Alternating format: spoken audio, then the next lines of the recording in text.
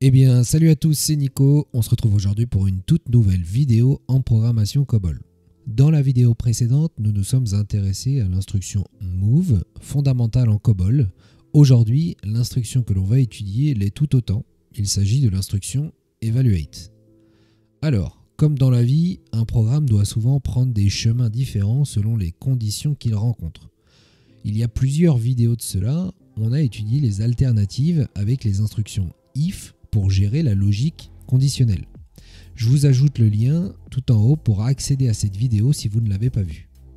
L'utilisation de if, c'est une approche solide, mais parfois les choses se compliquent et vous vous retrouvez avec des emboîtements profonds de if-else, rendant votre code difficile à lire et à maintenir. C'est là que l'instruction evaluate entre en jeu. Alors, l'instruction evaluate, c'est un peu comme un switch ou une instruction case dans d'autres langages de programmation comme C ou Java.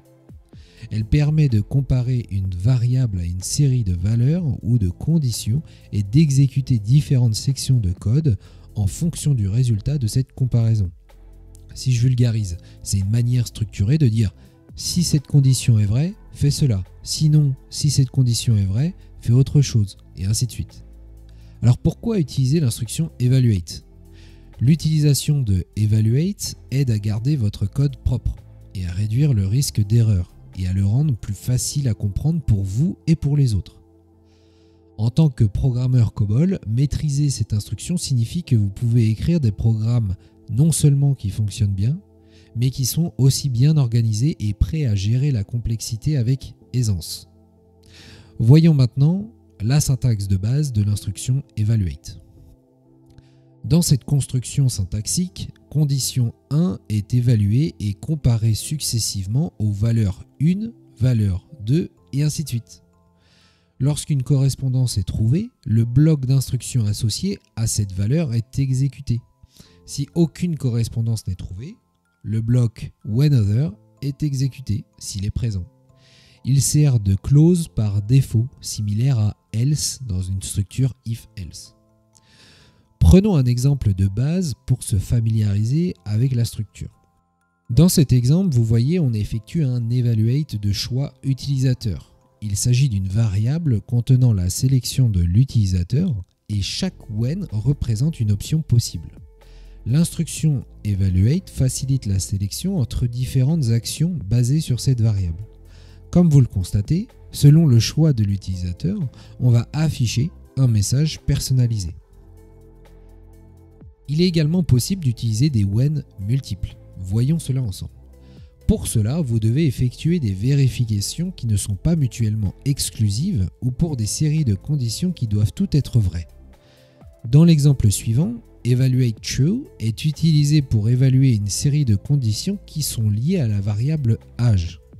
Il est à noter que l'utilisation de true est une technique permettant d'évaluer les conditions dans une séquence logique, indépendamment de la valeur d'une variable spécifique. Ainsi, on évalue si les conditions sur la variable âge sont vraies, à savoir, pour le premier when, quand la variable âge est supérieure ou égale à 18 et lorsqu'elle est strictement inférieure à 65 ans. Petit point d'attention, vous devez savoir qu'il y a une importance dans l'ordre des when. En effet, l'ordre dans lequel vous placez vos clauses when a une importance capitale. COBOL évalue chaque when dans l'ordre où il apparaît jusqu'à ce qu'il trouve une correspondance. Après qu'une correspondance a été trouvée et que les instructions associées sont exécutées, il sort de la structure evaluate. Poussons un petit peu plus notre compréhension de cette instruction en utilisant des conditions composées avec l'instruction also. L'instruction also peut être utilisée pour tester des conditions supplémentaires au sein d'un même when. Cela permet de combiner des évaluations de différentes expressions ou variables. Dans cet exemple, evaluate va prendre en compte deux variables, genre et âge, et les compare simultanément à des conditions dans les clauses when. Par exemple, quand genre égale F ou femme finalement, et âge strictement supérieur à 18, on affiche femme adulte. Si c'est bien le cas, après l'affichage, on sort du evaluate. Sinon, on va tester les autres conditions when. Vous pouvez également imbriquer les structures evaluate comme les if pour gérer des décisions complexes ou des logiques de niveau supérieur. Voici la syntaxe que l'on peut utiliser pour cela. Cela peut rendre votre code très flexible, mais attention à ne pas rendre la logique trop compliquée, ce qui pourrait nuire évidemment à la lisibilité du code. Passons à autre chose. Il est également possible d'utiliser evaluate pour tester des conditions booléennes en définissant des valeurs spéciales avec des niveaux 88. Ces niveaux 88, je vous le rappelle, ils vous permettent de tester si une variable a une certaine valeur avec une syntaxe qui améliore grandement la lisibilité. Prenons un exemple simple. Tout d'abord, nous allons définir une variable avec des conditions booléennes représentées par des niveaux 88 dans la working. Dans cet exemple, statut actif, statut inactif et période d'essai sont des conditions nommées qui représentent respectivement les états actifs, inactifs et probatoires en période d'essai d'un employé. Maintenant, utilisons ces conditions dans une instruction evaluate. Notez que nous utilisons evaluate true pour démarrer notre série de tests. À chaque clause when, nous testons directement nos conditions booléennes définies par les niveaux 88. Cela simplifie grandement la logique et rend le code plus lisible, car nous pouvons voir clairement ce que nous testons sans avoir à écrire des comparaisons explicites. L'utilisation de l'instruction evaluate avec les niveaux 88 est une manière élégante de rendre vos tests conditionnels en COBOL à la fois clairs et concis. Elle reflète une approche plus moderne des structures de contrôle dans un langage de programmation qui est souvent considéré comme traditionnel. Alors, pour consolider votre compréhension, convertissons une structure complexe if en une structure evaluate. Prenez cet exemple. Votre défi maintenant, c'est de transformer ce code en utilisant evaluate. Alors, maintenant, je vous invite à mettre pause à la vidéo, à lire ces imbrications d'alternatives if et d'essayer de comprendre la logique.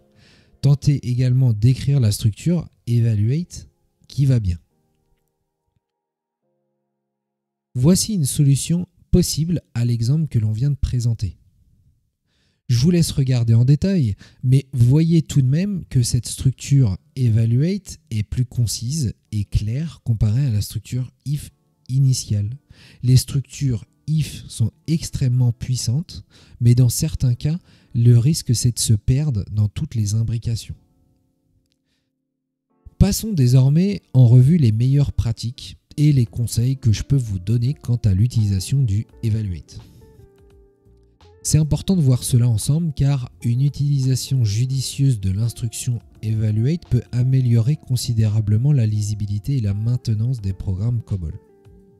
Le premier point, c'est le fait de clarifier la logique de contrôle. En fait, la clarté doit être votre principal objectif lorsque vous utilisez evaluate. Les structures complexes doivent être évitées autant que possible. Si vous vous retrouvez à imbriquer de nombreux niveaux d'evaluate, cela pourrait être le signe que vous devez refactoriser votre code en sous-routine ou en utiliser d'autres structures de contrôle. Second point, évitez les conditions redondantes. En fait, veillez à ne pas dupliquer les conditions dans différentes clauses when. Chaque condition devrait être unique pour éviter toute confusion sur quelle partie du code vous voulez exécuter. Troisième point, utilisation appropriée de other. En fait, comme vous l'avez vu, on utilise souvent la clause other dans l'instruction evaluate, mais celle-ci doit être utilisée avec prudence. Elle est utile pour gérer les cas qui ne sont pas explicitement couverts par les clauses when, mais ne devrait pas être utilisée pour masquer une logique de contrôle mal définie. Quatrième point, il faut considérer l'ordre des évaluations, l'ordre des when dans un evaluate. En fait, l'ordre des évaluations dans evaluate peut influencer la performance et le résultat. Vous devez placer les conditions les plus susceptibles d'être vraies ou les plus critiques au début pour optimiser le temps d'exécution et assurer la précision de la logique. 5e point, test et validation. Testez toutes les branches possibles de votre structure Evaluate. Cela inclut les conditions régulières ainsi que la clause Other. Assurez-vous que chaque when conduit au résultat attendu. Et pour finir, en 6e point, évitez les ambiguïtés. Dans les structures Evaluate qui utilisent notamment Also, assurez-vous que les combinaisons de conditions ne créent pas d'ambiguïté ou de chevauchement inattendu. Voilà. Avant de se quitter, je vous propose quand même l'un des exercices pratiques relativement simples que l'on propose sur le site pour cette instruction Evaluate. L'énoncé est le suivant. Créez un petit programme qui demande à l'utilisateur d'entrer un état d'employé, ACT pour actif, INAC pour inactif, CNG pour congé. Utilisez Evaluate pour traiter l'entrée et afficher l'état de l'employé. L'objectif, renforcer l'interaction avec l'utilisateur et l'emploi de Evaluate. L'une des solutions possibles à cet exercice. Alors, comme pour tout programme COBOL, nous commençons par la division identification. C'est ici que nous donnons un nom à notre programme. Alors, dans notre cas, nous l'appelons statut employé. C'est important car cela aide à identifier le programme dans les listings, les logs et lors du débogage, etc. Ensuite, nous avons la Data Division, qui est le lieu où nous déclarons toutes nos variables. Pour ce programme, nous n'aurons besoin que d'une seule variable, statut employé, qui va stocker le statut de l'employé saisi par l'utilisateur. Nous utilisons PICX de 4, car nos codes état n'ont pas plus de 4 caractères.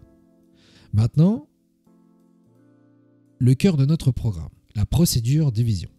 C'est ici que la magie opère. Nous allons écrire le code qui interagit avec l'utilisateur, traite l'entrée et utilise l'instruction Evaluate pour afficher le bon message. Ces deux lignes-là demandent à l'utilisateur d'entrer l'état de l'employé et stockent la saisie dans notre variable statut employé. Nous utilisons l'instruction Display pour montrer une invite à l'écran et un accept pour recevoir l'entrée de l'utilisateur.